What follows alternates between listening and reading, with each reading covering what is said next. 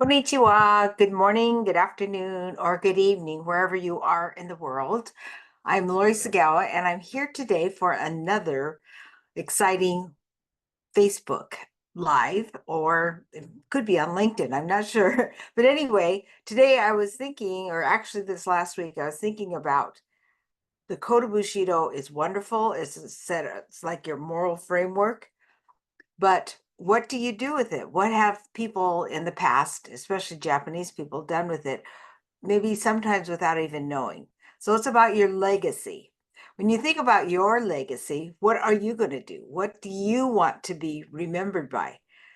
Because this webinar is not about me, it's about you and about what do you want people to remember you by? So we're going to go. I have a series of slides, and who I chose this week was Yayoi Kusama and Tomoe Gozen. So for those of you that don't know me, I will go briefly through my own personal story. This is me as a young girl living on a farm in Southwest Washington, a town called Woodland, Washington.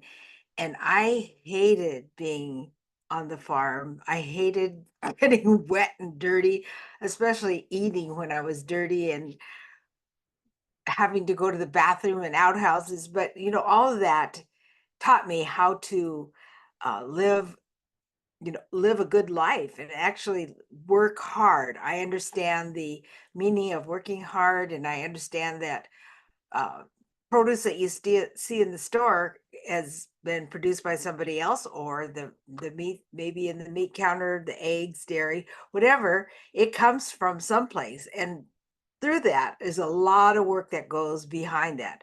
So this picture was taken from our family portrait. I grew up in a family of 6 children, and we had a family friend who was a merchant marine. He took that picture, our family portrait, and he was able to have some of them transferred onto plates. Can you imagine eating on your china plate of you? And it came with two matches, which we no longer have. But anyway, the picture still exists, and all those pictures of us exist, except my oldest and youngest brother were two. One was too old and one was too young, so they only took certain ages. And so I grew up and didn't really fact didn't really realize I was different until I went to school, and I was teased and bullied, and I hated being Japanese. And so all these things about my life I couldn't change, but I came to embrace it later in life. Growing up, the usual the usual grade school, high school, high achiever, because my father told me always to do your best. Don't bring shame to the family. So that's what we did. And then I got married and went to college. And in college, I learned how to beginning of learning how to speak Japanese, because I wanted to know what were my parents saying that I could not understand. So we I took the Japanese, and because I did not grow up with it, it was difficult, because a this was Japanese is like 180 degrees from English. And I heard it, but I didn't really learn it like other Japanese American families, where the grandmother or the relatives all lived all around. We were kind of all by ourselves except for our cousins. So we're very Americanized. That I always loved my Japanese grandmother, and I wanted to learn more about it. So eventually in life I did. So I go through college, and I was an art major, then worked at the Tacoma Art Museum, and my mentor and the curator told me I should really go to Japan, because she said, Lori, you're more Japanese than you realize. And so I thought, that's interesting. I'll go to Japan. I've never flown overseas. So that was my first well, actually my second overseas trip. My first one was to Europe, but the second one was to Japan with my husband. And it was over about a 5 week trip, and I loved it. I love being around all these people that look kind of like me, but they spoke totally different, and their mannerism was different. So I went, and then we met our family. Well, actually, my paternal relatives in Japan, and that was a real treat. And they gave me a copy of our family crest um, as well as our family tree. But in the meantime, we went to a procession in Japan, and they're totally, next slide, they're very different in Japan. They're not the fanfare. Um, Next slide, please. They're not the fanfare where you have the marching band and the cymbals and everybody getting excited. The processions in Japan are very historical. They're very somber, but they are full of information. So I saw on this in this Jidai Matsuri a female samurai warrior. And I didn't even know there were female samurai warriors. And her name is Tomoe Gozen. And as you'll see, you've probably seen her in manga and anime. And she lived from 1157 to 1247. So in this day and age, that's actually living a long life. She was 90 years old and she was quite the warrior. They say that she could go into battle with maybe a few hundred people and take on an army of 1,200, and then they would win. So she was quite the female warrior, and we're going to be talking more about her. So the next slide. This is our family crest, and you'll see up at the top, these are stylized swords. And these are hearts, or well, they look like hearts, but they're actually plants from the katabami plant. And so that is our family crest. And when they gave that to me, I thought, oh, thank you very much. Domo arigato gozaimasu. Thank you. But I did not realize the significance of it until much later in life. So actually what happened was I was rear-ended in 2005 and 2007, and I was reading at a 7th grade level. So I decided to look into my Japanese background because I thought there has to be an answer there. And so I set out a goal to write a book, and I did. It's called Let the Samurai Be Your Guide. And it was published in 12, I'm sorry, wrong century. Actually, I was just in an accident myself, so I'm a little recovering from that, but I'm not going to let that stop me. But we were rear-ended twice about a month ago in the same accident. They hit us twice. So I'm a little jumbled. We're going through therapy, but I am pressing on. I'm not going to give in because what I'm teaching is how to be resilient, how to press through, how to never give up. And I will not give up, but I am experiencing a few issues right now. And I apologize, but I think you'll understand the message. So this book was published. I was working hard, very, very hard. And for about 7, 8 years, that was in 07, I started the book. And actually I started in 08 because that happened at the end of the year. So 08, I began writing and researching tirelessly every day, whether it was 15 minutes or maybe hours. I would just get so absorbed. And the book was finally released in 2015. I self-published in 2015. 2016, I figured out how to get it onto Amazon by going through Ingram Spark. And then in 2018, it was I was offered a contract with Tuttle Publishing because I had been to the Kinokuniya stores. That's the largest bookstore in Japan. That they have about 10 or 12 in the United States. And I would go up and down the West Coast. I went to Seattle, Portland, and San Francisco, and then down to LA. But in LA, the book buyer really liked my book, and we really hit it off. We were great friends, and he's told Tuttle about my book, and he kept telling me, oh, we were talking about you and we were talking about the book. And I said, well, why don't we meet? And so we did. And here is the what came out of it. They offered me a contract in 2018, and in 2000 I signed it, and then in 2020 this was released just as the pandemic was hitting this world. So I didn't get to go on a book tour or anything like that. It was kind of delayed, but now I'm continuing to share about it because I believe that people need to hear about the samurai and the code of ethics that they live by. So next slide. And what I did, and I can send this to you or put it in the chat or when we send it out, let the samurai be your guide. And the samurai live by a code of ethics known as Bushido. It entails courage, integrity, benevolence, respect, honesty, honor, and loyalty. And those 7 principles, they did not compromise. They pledged their sacred honor and their lives to uphold this code of Bushido.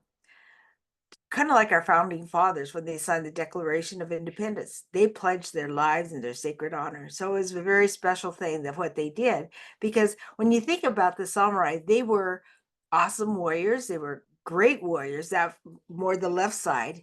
So they did their training. But on the right side, they were the poets, authors. They did haiku, tea ceremony, and they lived by this code of ethics. So that they're very well-rounded individuals.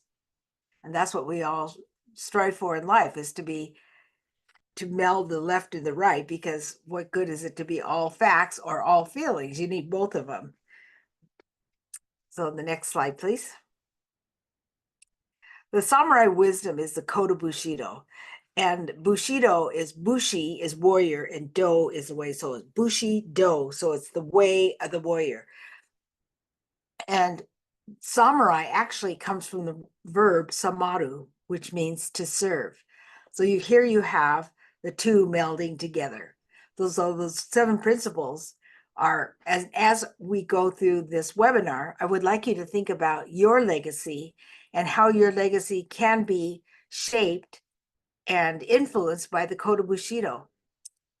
Courage, integrity, benevolence, respect, honesty, honor, and loyalty. So we'll go to the next slide. Today, we're going to talk about Yayoi Kusama, and I so resonated with her story because she was born in 1929, and would you believe she's still alive? She's over 95 years old now, and she grew up in a farming family, and her family grew flowers, and they saved the seeds and sold them.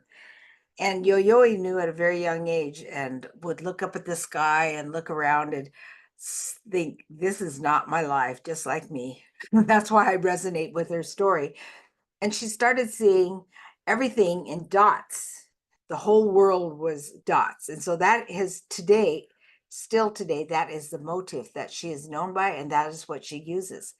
She is quite a talented, gifted artist, and her parents didn't want her to be to enter into that world because they said, well, girls should be nurses or teachers. That was the profession.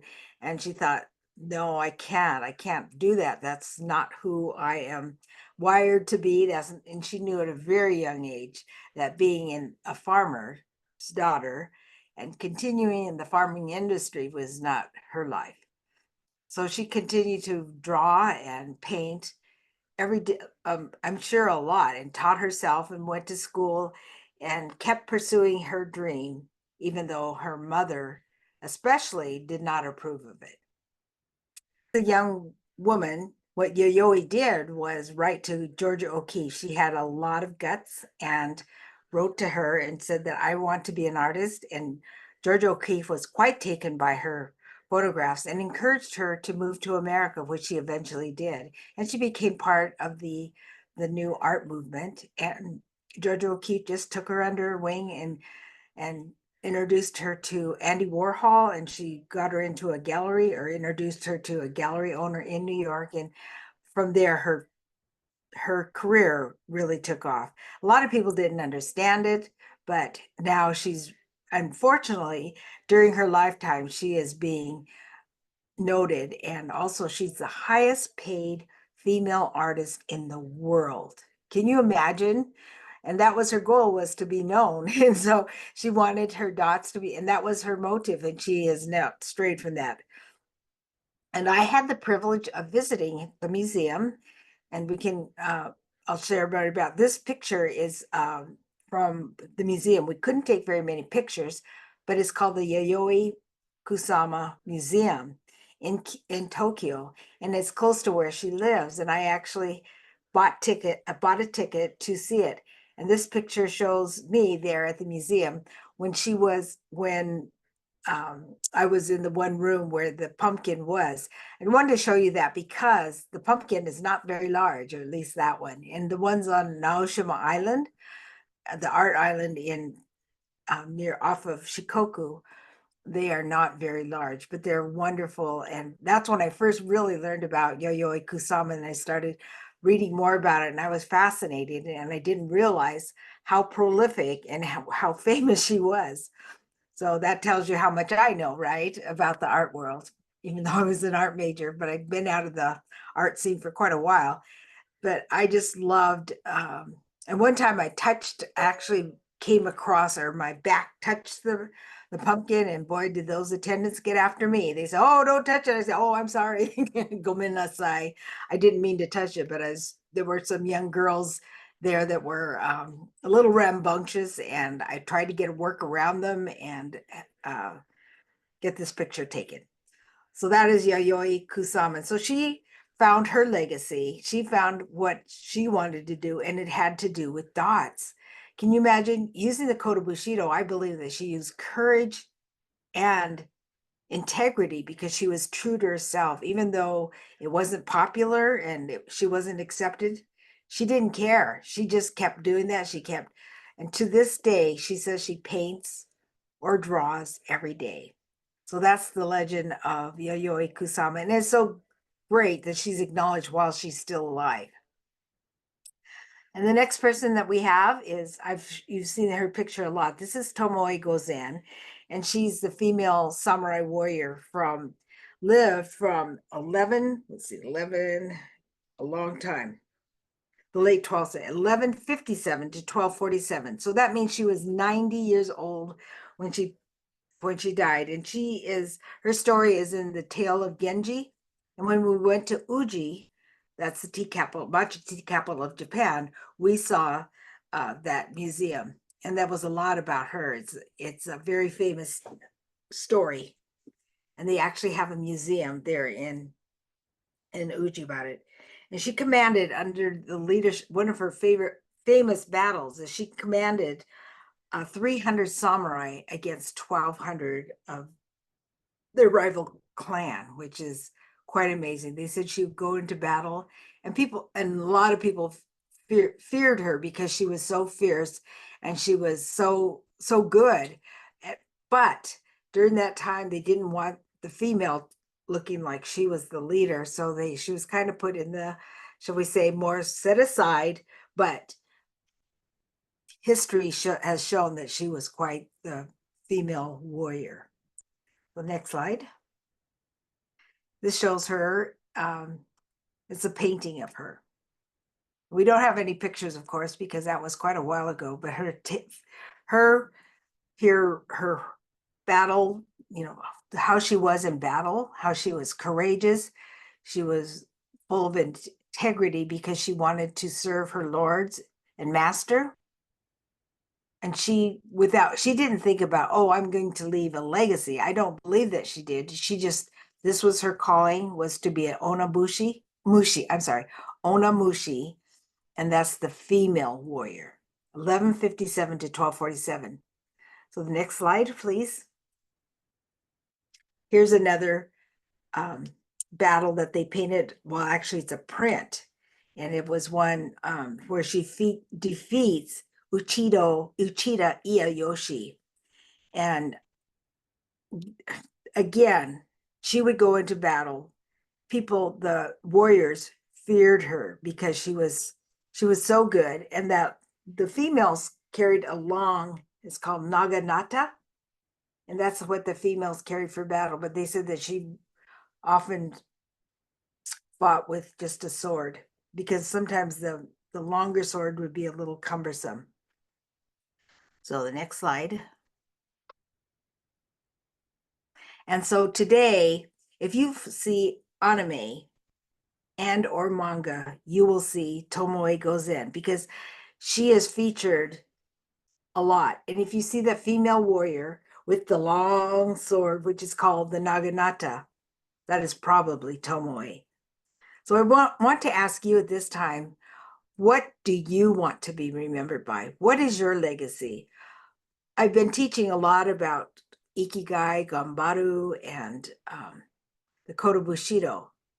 And that's great to have that knowledge, but I am challenging you now to think about, what do you want people to remember you by? Do you want them to remember you by being a great scholar? Well, that's great, but have that purpose. If you have that purpose, you won't stray. And mine is about to share the Code of Bushido and the Ikigai and Gambaru and the Japanese culture with the world so that they can improve their lives. And now I'm adding on, so you can have a legacy. You live a life worth living. And you can go to the next slide. So I'm challenging, leave your legacy, utilizing the Code of Bushido. So which code would be helpful to you? Is it courage, integrity, benevolence, respect, honesty, honor, and or loyalty? So I would really ask you to think about, what do you want people to remember you by? This isn't about me. This is about you and your life, because you might as well live, you have a life, and you might as well have a life worth living. What happens when people don't have a life worth living is they sometimes end up in the correctional facilities because they can't express themselves. They can't, especially the men, act it out, and the women are more internalizing. And I was there for about 10 years working with the women to help them find their lives. And that was a very challenging yet rewarding experience, because I did see change in women's, in their demeanor, in their lives, and they started working on their own lives. And I would just say, you could be here in prison and you could be more free than some people on the outside world who don't know what their purpose is, who are working or walking around aimlessly, living their lives and not utilizing their best life. And they may be successful, but if you're successful, which some of them experienced, earning their livelihood by unlawful ways, that wasn't, it wasn't going to last. And they realized that. And so they were learning about, what do I take those skills that I have. Maybe they're good at talking. Maybe they should be salespeople. Instead of being unproductive, let's move that on to being productive. And I believe that all of you would want to leave your legacy utilizing the Code of Bushido, and then first of all, knowing your purpose, which I teach about the Ikigai, and then that moral framework, which is the Code of Bushido. And then at the end, Gambaru, never give up. Because if you give up, it's easy to give up. How many projects do we all have around, or start this and then quit? But then take those things that we call maybe quitting or failures as a stepping stone to learning what you need to do in life, because every step that you take has brought you to the place where you are now. So look at those as learning blocks and learn from them, and hopefully don't repeat them all the time, but go into it, find out what you are good at, what does the world need, what you can get paid for. And that's your Ikigai.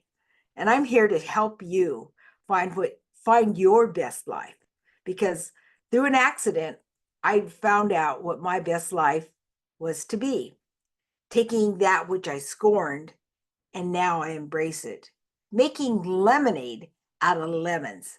And so that's what I would like for you is to all think about, and we're going to be talking about that. And I'll be doing that three-day challenge, or 3-day challenge, and a 5-week masterclass about finding utilizing the Kodo Bushido, Ikigai, and Gambaru to find your best life, because your life matters. Everyone's lives matter. We're all like pieces of the puzzle. And when you find your purpose, then you start soaring, you start thriving. Life is worth living. And gambate kudasai, that's the imperative, to never, never give up. And gambaru is try your hardest, do your best, never give up, and go for broke. But it's also persevering until the end, so that you have victory, you have success. You will find what you were made to do. And it's a wonderful feeling. It's a wonderful place to be in, because life doesn't seem so arduous. It doesn't seem so aimless. You start living the life that you were designed to live, because I believe in all of you. I believe that every one of you can live a life worth living. Whether it's, some people say, well, I'm just a janitor, or I'm just CNN. But if that CNN gives the patients the wrong medicine at the wrong time, or too many, what happens? Or the janitor, they say, well, the janitor is just a janitor. No, the janitor in the hospital, if they don't do their job, they slack off, staph infection can come, and that can kill people. So I would wish you all a very happy and fulfilling life. I would like to see you again on these webinars, and then in my 3-day challenge and the 5-week masterclass, because I believe this will be life-changing for all of you. So here's my contact information. I'm Lori Sagawa, and Lori Whaley, and here's my website. And my book, Let the Samurai Be Your Guide, is on Amazon, and I have a Facebook community on.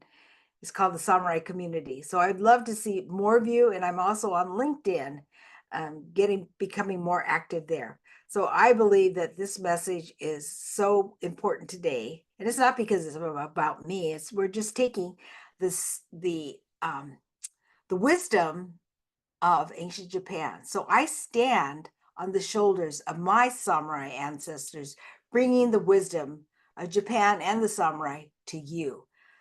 So with that, I would say mata ne, have a great weekend, and I hope to see you next week, and also in between, because I do post quite regularly on LinkedIn. So I'll say goodbye for now. Mata ne. Domo arigatou gozaimasu. Thank you very much.